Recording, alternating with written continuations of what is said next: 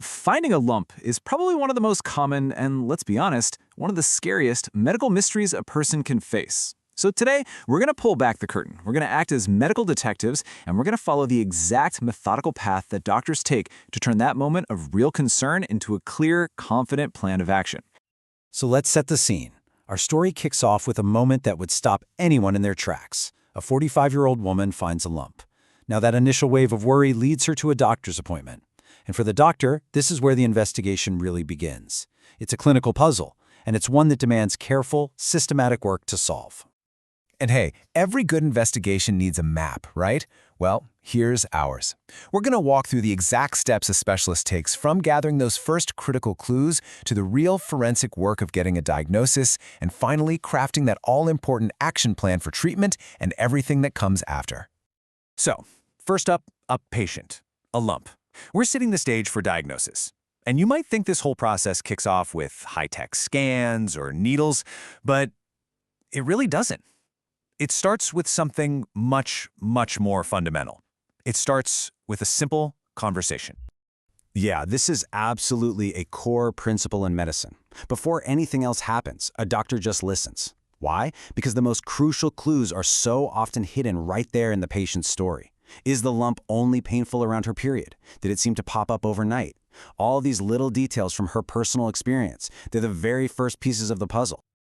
All right, on to our second section, the initial investigation, where we're gathering the first clues. But it's not just about passively listening. This is where the doctor really puts on their detective hat. They start guiding the conversation with very specific, targeted questions, trying to build a really detailed profile of this lump. So what are those critical first questions? What information does a doctor really need to even start piecing this whole puzzle together? Let's break it down. You see, every single one of these questions is designed to pull out a vital clue. When did you first notice it, and has it changed? Well, that tells us about its behavior.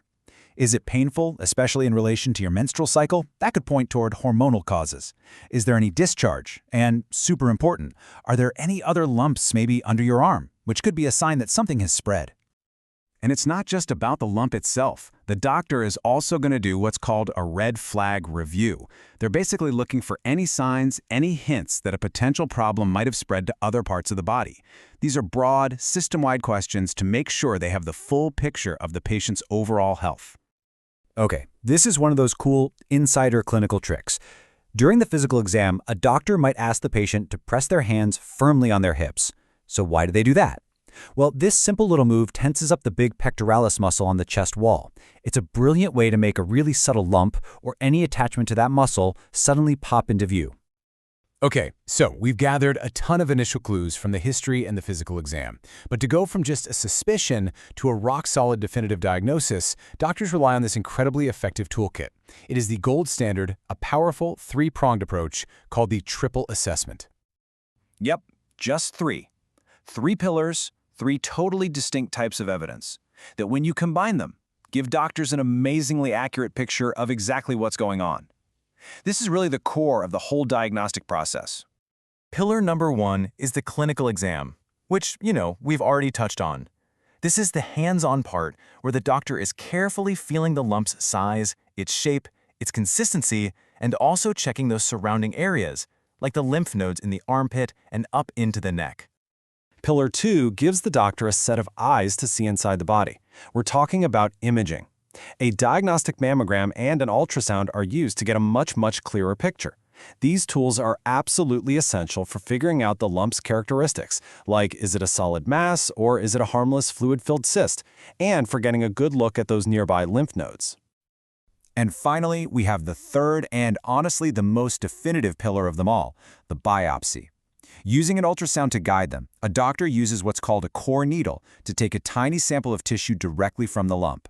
That sample gets sent off to a pathologist who analyzes the cells under a microscope. This is what provides the ground truth.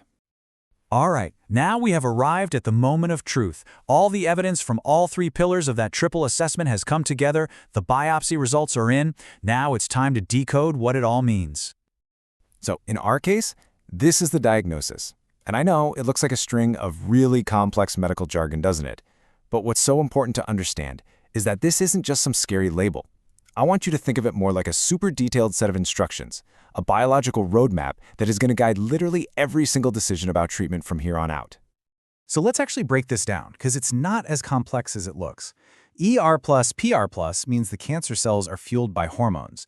That tells doctors that hormone-blocking therapy is going to be a really powerful weapon. Now, HER2 negative? That's actually good news. It means a specific protein that causes aggressive growth is not present. And grade 2 just describes the speed, telling us the cells are growing at a moderate pace. See, every single term has a job to do. So, with that very precise diagnosis in hand, the medical team can now sit down with the patient and start to build a personalized action plan. And it all starts with the surgical approach. Okay, so the two main options here are breast-conserving surgery, which you might have heard of as a lumpectomy. That's then followed by radiation or a mastectomy. Now, here is the absolute most important thing to take away from this, something that is so crucial for patients to know. For early-stage cancer, both of these paths offer the exact same long-term survival rates, the exact same. So the decision often comes down to personal choice and other medical factors. And you know, the surgery itself is it's a display of incredible precision. Surgeons aren't just removing tissue. They're navigating this delicate, invisible map of nerves. For instance, they have to protect the nerve that keeps your shoulder blades stable, and another one that's key to being able to lift your arm over your head. It's really a testament to the skill involved in not just treating the cancer, but preserving a person's quality of life. But listen, the journey doesn't just stop when surgery is over. Not at all. The care just shifts into a new phase. We're talking long-term surveillance and the path forward. It's all about making sure the patient stays healthy for years and years to come. And this is what that long-term plan typically looks like. It's not random, it's a very structured system. For the first 5 years, you've got clinical visits every few months. After that, a yearly mammogram. And depending on that initial diagnosis, ongoing treatments like hormone therapy will continue, all while the team keeps an eye on other things like bone health.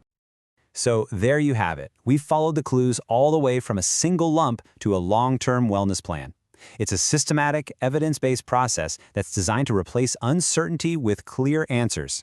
And that brings us to our final question. A clinical map like this doesn't just guide the doctor. It does something just as important. It empowers you, the patient. And really, in any health journey, isn't that the most powerful tool of all?